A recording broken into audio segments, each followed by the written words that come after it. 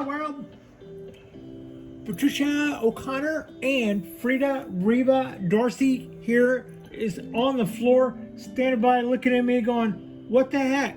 It is Friday night at Frida's place, and you are looking at three of our little Mame Japanese black pines. I brought in four. This being the fourth one. I got it in my hand here, right here, this guy. That's a little Cascade. It's about to be in a little bit of awkward trouble. I've been kind of messing with it a little bit. It needs a little bit of maintenance tonight. I'm really proud of this little tree. I'm really happy with the way here's the deal. When I come in, let me pay Frida real quick, training treat. When I come in from work, it's almost dark. It's probably like, 30, 45 minutes before dark. So I run out there to the balcony, and it's all twilighty and stuff. And I make sure everybody is at a level of water that would have been what I would have expected. That'd be my last chance to water before dark. I mean, if anybody's dry, it's my last chance to see it. Also, I haven't even walked all the way in yet. I haven't pulled off the shoes, lost the bra. I haven't been able to kick back the dogs or nothing. But at that point, I go, well, I'll look down at my little trees, and sometimes I'll decide to bring in two or three to look at, enjoy, to decide if they need anything. Am I missing anything while I was at work? Or since the last time I've seen them, how are they doing? Have I been looking at other trees and not seen you lately? How are you doing? Are you doing okay? So that's kind of what I'm talking about. And it was while doing a little of that I decided this one could use a little bit of maintenance. What I'm about to do is add a wire to this little tree so that I can work on this part. Before doing that, I had a look at this guy. This is our $50 challenge tree. I think it's looking pretty good. I was in recovery from the hospital when the $50 challenge came along. So sitting here at the house recuperating, I called the fine folks at Bonsai. I didn't call them. I wrote placed an order with. That's what I did. The fine folks at Bonsai over there in San Francisco, and I ordered this little starter pine, which was probably twice this tall. It's probably one of those. And then I, on a separate page in that same store, I ordered this little bolt type pot, and it's a little octagon shaped, beautiful little pot. And then once they came here, I squished this tree, put a little bit more bends in it, put this little rise and fall here. Then I pruned back a bunch of did a bunch of bud selection on this guy here, not too long ago, just here kind of recently, in fact. And after we did all of that, there's a little payola for Frida. And not long after we did that, this is how it responded. It's a nice looking little pine. And I was also looking at this guy to see what, if anything, it needed. This is one of our 10 that came out of Seattle. I ordered 10 starter pines, and this one is one of those, and we wired it, and I'm really happy with the work that we did. I'm really happy with our little show, and I'm really happy with the work that we have done on these trees. Sometimes I will do just like I did right there. I'll bring in 4, and nobody will get worked on. Nobody needs anything. Frida and I will sit back and eat treats and enjoy looking at our trees.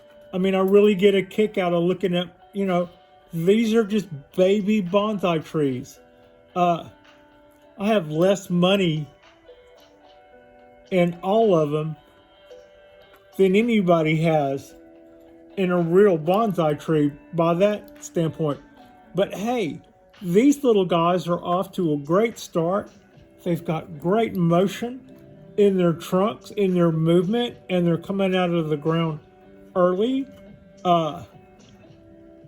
As Mame Bonsai, they could be, they could be good to go in 3 or 4 years.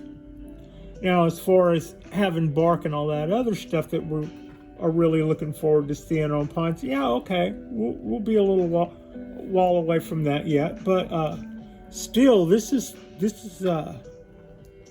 I've really enjoyed what we've done with these guys, and I really enjoy and look forward to doing more. I think it was about this time last year. There we go.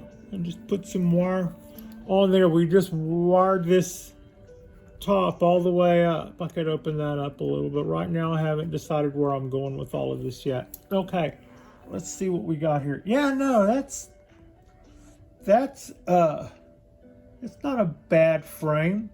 That pot is a gorgeous little pot. It came from Hanada Ceramics, as did this one. Also came from Hanada Ceramics. It's got fantastic texture. I mean, the texture here is as scrumptious as you would think it is. And then on top of that, there's a whole nother texture game here and a whole nother texture game here. She really knows what she's doing when it comes to putting her heart and soul in her ceramics, in her pottery. And I just love those little pots. Now this one's going to be kind of shallow, possibly, for what is about to happen to it next, because on this one I've just increased the wire so that we can go down a lot farther on this little Cascade game we've got going here. So something like that or higher might be in the cards now. And what I'm not as crazy about is we do also have a train wreck right in here. So there's some nice wiring. You can see that we've got a nice wire. The wires are running here. They're running and help create this curly Q that we've got going here. They maintain this curly Q that we have here. We've just got all of these little, our bend here was sustained pretty well by that. That wire did pretty good. And then when I ended it here on the end, I didn't go all out with that. The only problem is it's too small of a wire for my technique. I mean, maybe somebody with better eyes could have hooked a wire into that. But basically what I'm doing was I hooked one into that Cheerio right there in front of y'all. And then I grabbed it and twisted this guy around there, which meant that my copper wire that looks better than this aluminum wire that was 2-row had to kind of roll over the top of it as I extended farther than it went. That still needs to be the way it is, but that still is the compromise. The way I started back over here, hooking it into that Cheerio, that was good. And then the way I kind of blended it over here was good. But then the way these two came and stopped, they didn't quite stop uniformly. They're kind of spread apart here. And my copper wire is doing a dance to cross over all of that. And it's not even a wired from here to here without needing any wire to be there to there, because the wire here is already doing that. But I couldn't tie my wire in here. I had to go all the way back here and tie it in. And that means that there's the third wire from here to here, and that's all a little piled up. Okay, stop with the excuses.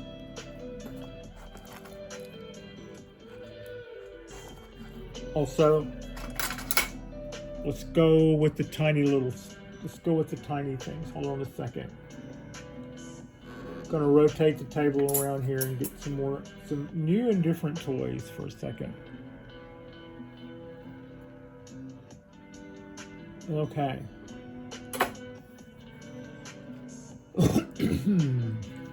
Excuse me. Excuse me.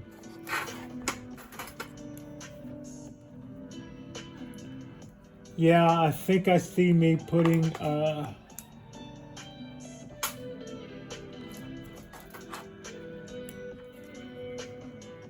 I think I see what my first move is.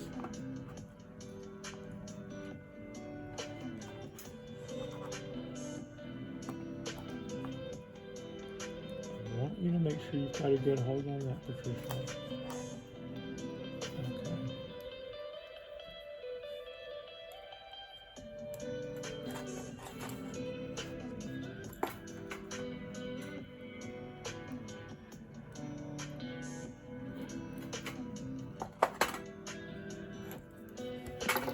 Okay, I think I bumped everything. Everything that could be bumped. Camera, tree, everything got bumped right there. All right, so.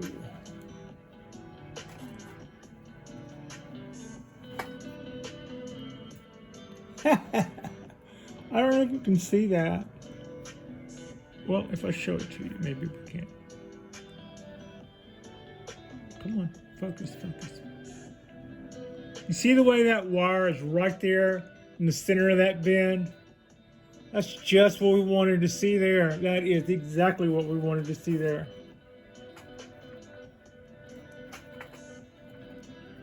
I'm not consistently that good, but I'll take it. I'll take it when it happens.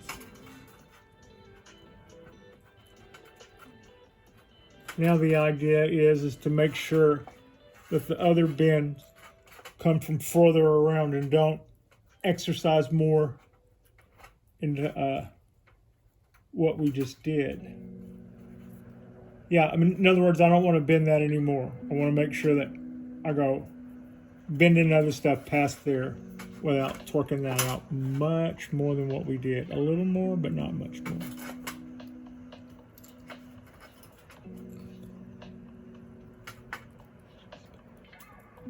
Boom. I just added 2 more. Oh, sorry about the focus. We'll fix it. We'll fix it. Focus, focus, focus. Okay.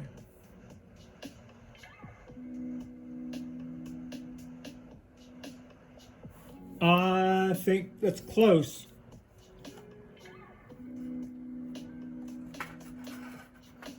Notice that I just folded the tree up. I folded those 2 more bends in the tree and then folded. I took about that much more of the tree and folded it up, brought the tree down and then pulled all that up. I do have a little bit of a straight here. Which way?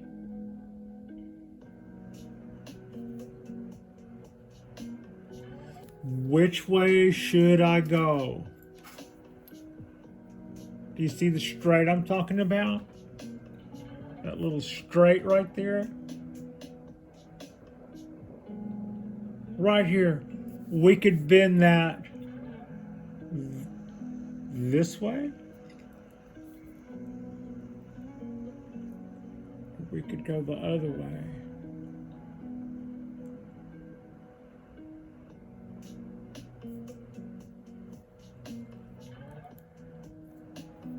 Okay, got that going that.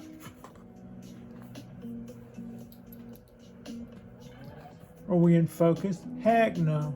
There we go. All right, now, here we go.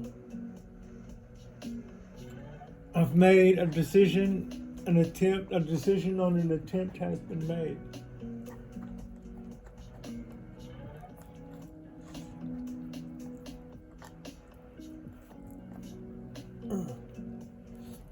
I put a bend in that and got a cramp in my hand all at the same time. I think that was, talk about a crescendo. My fingers were doing the same thing that the dang tree was.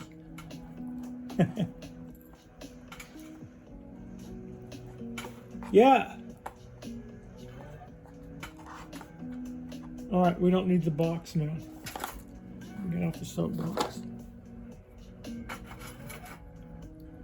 All right. We've done something and I like it, but that isn't it yet. That's a little... Actually, on camera, that looks really, I think that looks pretty good on camera. It almost looks too busy in real life, but on camera, that plays really well. You know how sometimes on camera, all of your subtlety doesn't quite show? You know, it's like hides angles and stuff, or the depth perception. This is over exaggerated and it plays, I think it plays pretty well on camera. No, what I was trying to say is I think this is something, I think I've got something here. I need to tweak it. It's just, and by tweak it, I think we're there. I mean, I think we're very almost there. This is what we're going to settle on.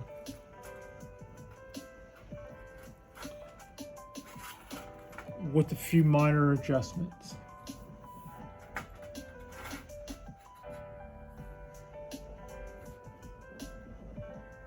All right, you see what I did with the last bit of wire there? I fluted the little canopy here. So that's cool. I think we got away with that. Our tree stopped here and came down, you know, down to here, and I added a wire, tied it into that loop up here, wrapped it around, and then folded all that tree up, buying us more space. I could extend this down a little bit, but when I tried to do that, I ended up with a long straight. I didn't want a straight piece, so I just kind of pulled the curl back on itself. That looks, I think that looks fabulous. I do. I think that looks fabulous. Just a little bit more to exaggerate that.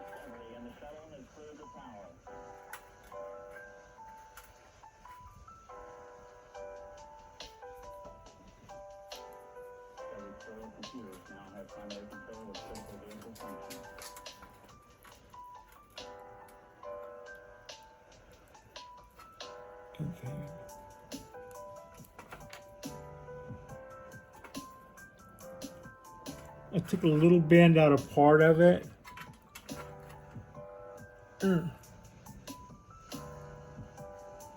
Okay.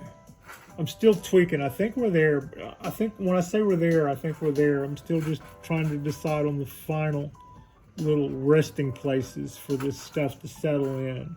It's kind of what I mean. I like that. I like that.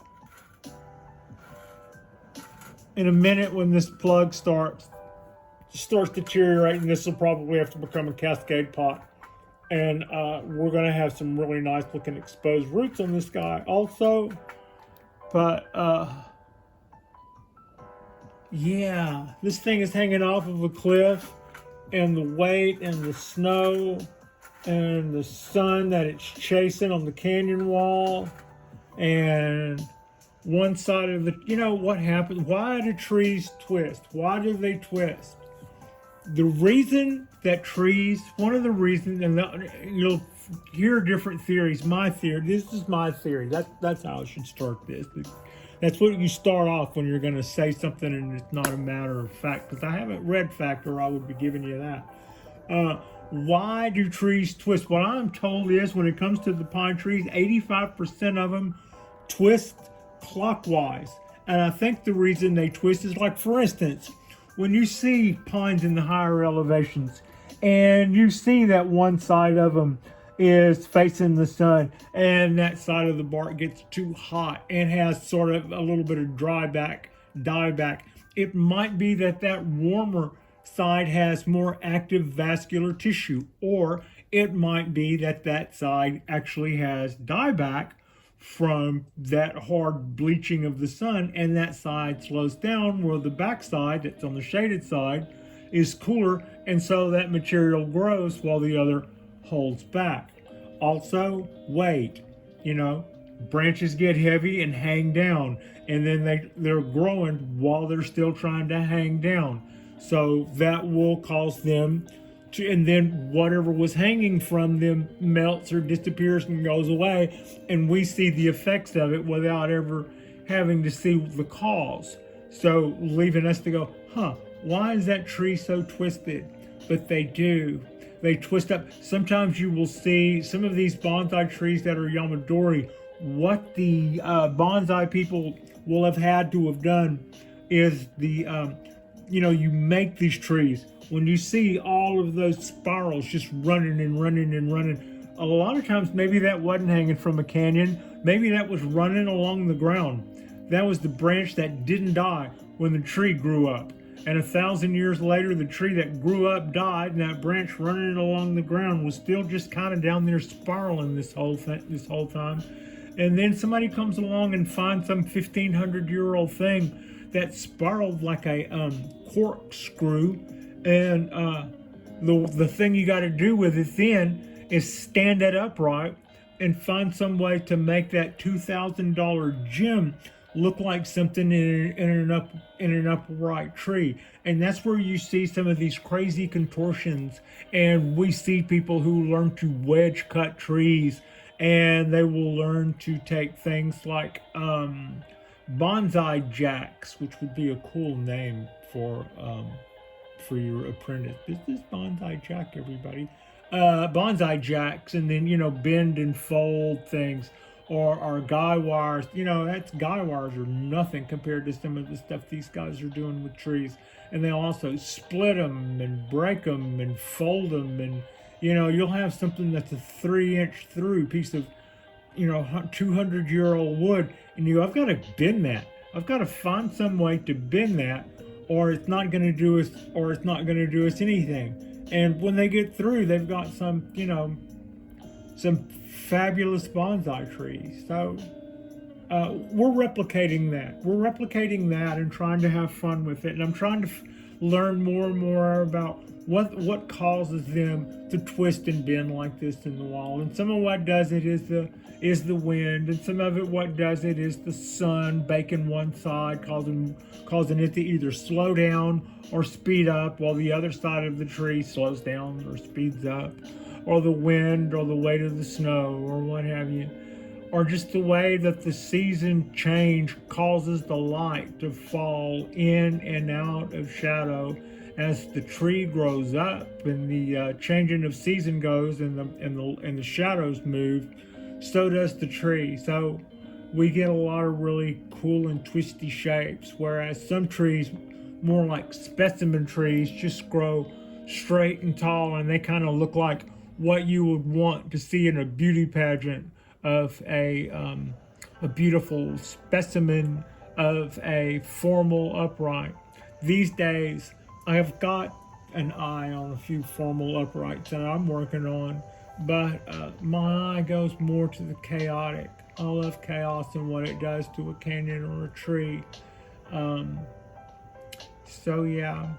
Like and subscribe if you guys haven't already. I think we've done some pretty cool things to keep this little tree going. This wasn't one of our ones where we took our worst tree and brought it up, but I was about ready to look and wonder what I was going to do with that extra couple of inches of tree growing down there, and I think I pretty well took care of it.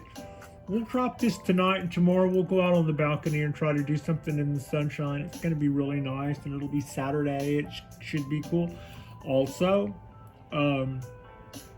we have a hurricane headed here. Man, I really am sorry about Mexico. I hear you're getting it already. Dang, that's bad news. Could be coming to LA. I think that I'm surrounded by people who've never been through hurricanes before, and I'm old Southern. See, I kind of thought I was trading all this hurricane business, and now I had earthquakes to worry about. Well, so far I've slept through all the earthquakes and the hurricanes coming, so figures. anyway, I'm not responsible for this. It didn't follow me over here. We made a deal that I was gonna come out here to California and deal with earthquakes and the hurricanes. We're gonna stay over there. So, yeah, I feel like I'm surrounded by a bunch of people who've never been through hurricanes before. By the time it gets up here where we are, it should pass behind us, is what the models are showing. We're gonna see a ton of rain. Yeah, it won't be. It'll probably be inland enough that even with me on the beach, it probably won't drag in a lot of ocean water up here. You know, it'll just be this storm coming in from our backside, basically. So yeah, that's more hullabaloo than humans should be allowed to have. But we'll live. You know, bring it, bring it, bring it. We got a ton of water this year. We had lakes that had not been around since the 70s that had become neighborhoods that are lakes again. So California's multi-decade drought finally came to a stop this past winter, and now it looks like we're about to get smacked. All right, that didn't mean to do that little diatribe. I just think it's interesting that we're about to have a hurricane. Like and subscribe if you guys haven't already. I know I already said that. Our next drop will be tomorrow. We'll do something out in the sunshine, and it'll be nice and pretty. And for the next week, it'll be nice and pretty, and then we'll start getting some tropical storms maybe. So I appreciate you. Frida appreciates you, and thank you so much for watching. Look at that guy. Isn't that pretty?